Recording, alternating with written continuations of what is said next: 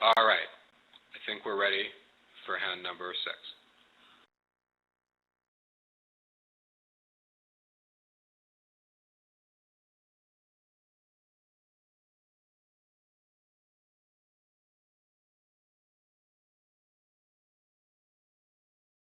So here's the sort of hand that, with less than 6 points, 6 high card points, I certainly would be responding to partner's opening bid. Not being vulnerable is a big part of it, and having a little distribution helps as well. Definitely very much not my style to be even thinking about overcalling here. There are some players, believe it or not, who basically never pass, when they have a chance to make a 1-level overcall, even with a hand in a suit as bad as mine. I am not one of those players.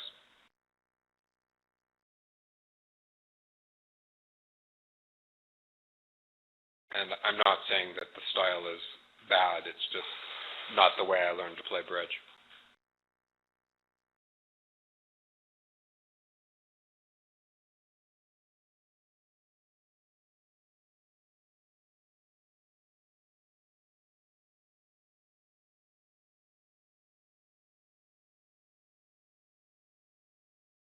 So, here, what I would be doing is, it looks pretty clear that Sandy and I are going to be out of the auction, and it seems likely the opponents, may actually take a little while before they get to whatever they get to.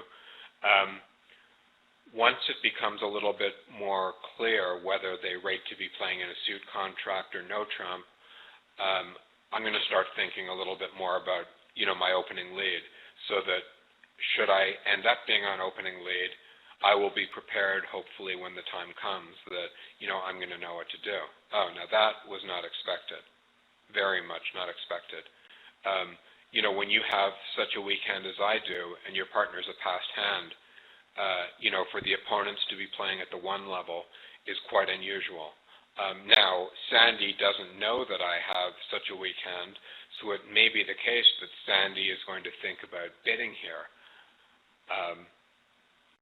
Presumably Sandy has somewhere around 10 points, because Sandy had any more than or any less than that, it would be really, really strange that the opponents had stopped so low. So, with 10 points, Sandy might be thinking, I'm not going to be selling out to a 1-level contract. Sandy just has no way to know that, the opponents are on the verge of having the points to make game. So I'm hoping Sandy's going to pass, but I'm not going to be surprised if Sandy chooses to balance here with, oh, all right, well, so that's good. Okay, now, what to lead? Well, in general, I'm a big fan of leading singletons. Here, maybe not. Reasons being, first of all, that I probably have a trump trick, and when you have a trump trick, don't necessarily to get roughs, especially if, in doing so, you play a suit the declarer is going to have to play themselves.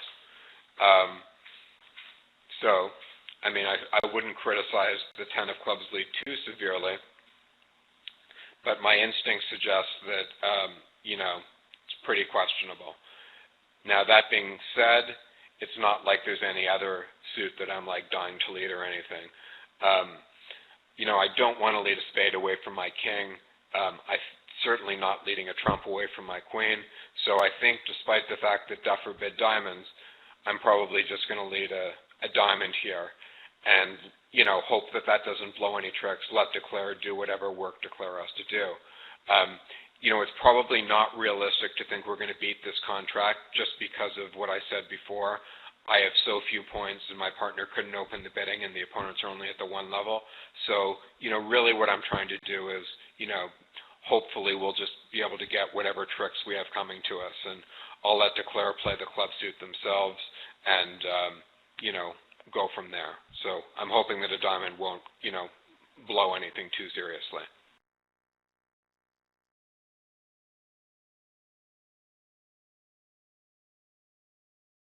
Okay, so Now I think if I was duffer with that hand, I would have gone back to 2 clubs, even though Moon John might well have only a 3-card club suit. The reason being is that the 1 heart rebid here covers a lot of ground. If Moon John jumps to 2 hearts, that's a game-forcing bid. And to make this sort of game-forcing bid, you really need the equivalent of about 19 high card points. So, Moon John could well have 17 or 18 points from Duffer's point of view. All right, well, in a way what happened here is not expected, and it may not be great that we set up the Queen of Diamonds, but it also could be the case that Declare has nothing particularly useful to discard. And meanwhile, we've started to make Declare use some of the trumps. So it's not like I'm unhappy with my opening lead right now, even though it may look a bit bad. So anyways, back to the point is that as duffer, I would want to keep the bidding alive in case my partner was, just under a jump shift. So I would bid 2 clubs to give my partner, another chance to move towards game with, say, 17 or a bad 18 points. All right. So one of the other things about not leading a singleton club is sometimes Declarer will not play you to have a singleton because they will think if he had a singleton, surely he would have led that suit. So it wouldn't be completely surprising to me if that works out well for us. Here, it's going to be very hard for Declare to know that, playing a very low club is the way to go. So, it looks like Moon John has done well to finesse the 9 clubs. That's what it looks like anyways.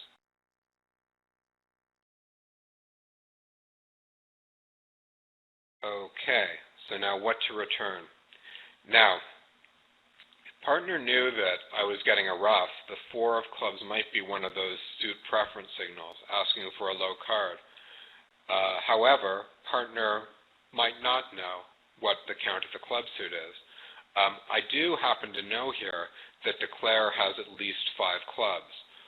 The reason I know that is because Declare has to have some 5-card suit, and the reason I know that is because Declare roughed the first trick, and there's no such thing as a 4-4-0-4 hand.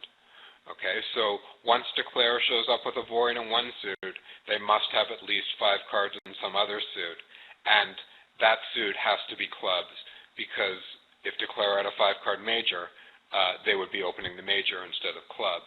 Now it is possible Declare might have 5 of a major and 6 clubs, 5 hearts presumably. I don't think that's particularly likely. So in any case, I'm going to just return a diamond here. I, again, don't want to lead a spade away from the king, and it looks like our best chance on defense is to threaten Declare's trump control by continuing to make him rough things. So even though I'm giving Declare a trick and an entry that he might not easily be able to get himself, it looks like this is in the long-term best interest of the defense. So, I don't know for sure if this is right. It's hard for me to think too carefully while I'm talking so much, but I think it looks good to play another diamond here.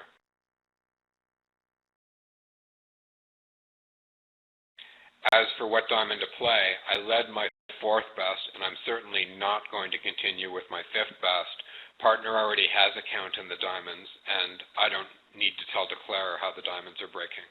So whether I should lead the 10, 9, or 7, that's open to interpretation, but I certainly should not lead the 4. I guess there is some case for my diamond here being a suit preference signal. Partner already knows what the diamonds are. Okay, so good. I'm pretty glad that I didn't get involved in playing spades. It looks like Declare wanted to play spades himself. So I'm happy with how this is all going. And I'm just going to plug away with the diamonds again.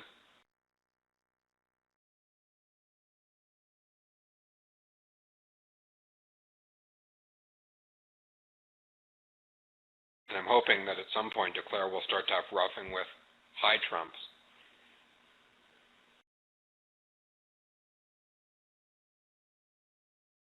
Not yet, apparently. If Declare has the ace-king of trump, another diamond ruff will be very good for us.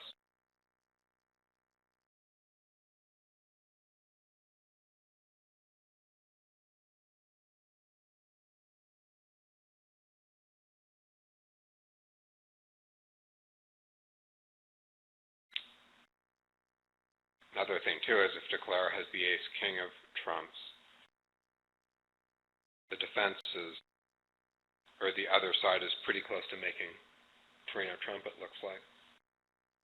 Not that that is really relevant to how I should be defending, and I really shouldn't be thinking right now about whether they make 3-note trump or not.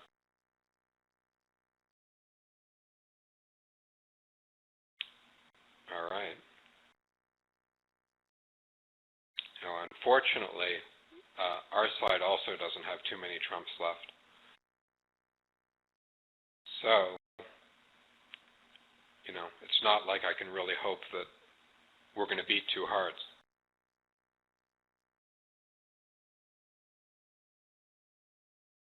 But it looks like we're doing about as well as we probably could have done.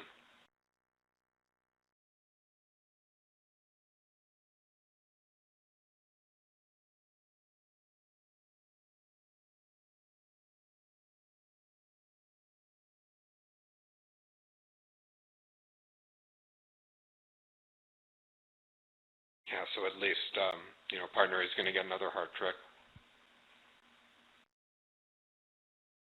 And that looks like it'll be the last trick we get.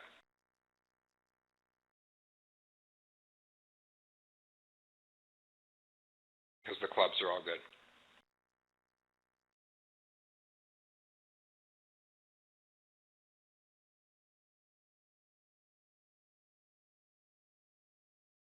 So John played that quite well there.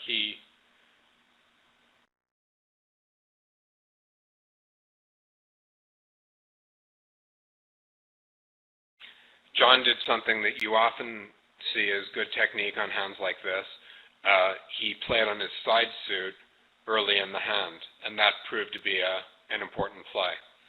So, when your trump suit is a bit shaky, it's often actually is best to play on the side suit immediately. Now, looks like the opponents are very close to making 5 clubs. And as I sort of could tell from the bidding, John did have just under the strength for a game-forcing jump shift. There are a lot of inexperienced players that would bid 2 hearts with John's hand, and that is not the right call. It is right to bid only 1 heart and hope that your partner has a chance to bid again. The thing to remember about the 2-heart bid is it's forcing the game. And even though John had a beautiful hand, he didn't have a strong enough hand to force the game opposite a 1-level response. Okay, so, the textbooks say you're supposed to have 19 high card points for 2 hearts in a situation like that. If you have, extreme playing strength, you can do it with somewhat less than that. But, with John's actual hand, my personal view is that 2 hearts would be quite an overbid, and that, 1 heart is the clearly right call.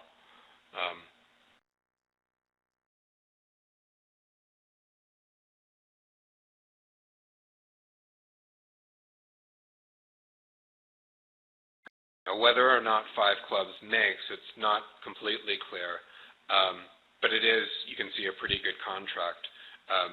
The fact that the spade finesse loses makes it a little bit harder to play in 5 clubs, but I still think 5 clubs in practice would probably succeed, as long as you play it carefully.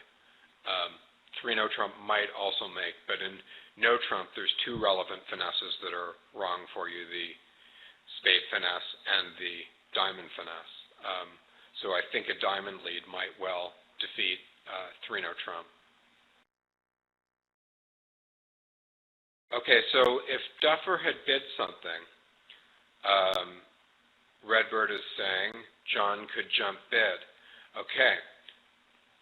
There's actually no reason for John to jump bid because, well, let's think about how the bidding might continue.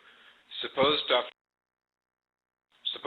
had gone back to 2 clubs, which is, as I said earlier, a bid I kind of like. Now John can bid 2 spades. And, even though that's the 4th suit, spades in this case, this bid shouldn't be confused with the 4th suit forcing convention. 2 spades here is basically a natural bid. It says that, I have obviously extra points, because if you didn't, you would just pass 2 clubs. And it describes a hand with length in spades. Now, you don't always have to have 4 spades for that bid. You might only have 3 spades. But, it's a natural type of bid. Similarly, if Duffer with a different hand, let's say had bid 1 no trump, again, John doesn't have to jump.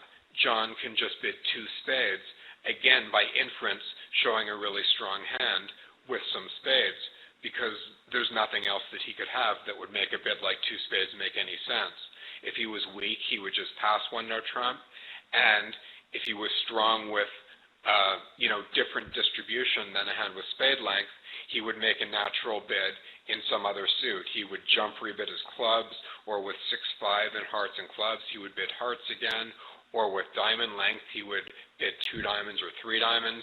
So when when the opener voluntarily bids the 4th suit there, the implication is that you have a strong hand with length in the 4th suit. So it's a natural bid showing extra values, and you really don't have to jump there. I hope that made sense.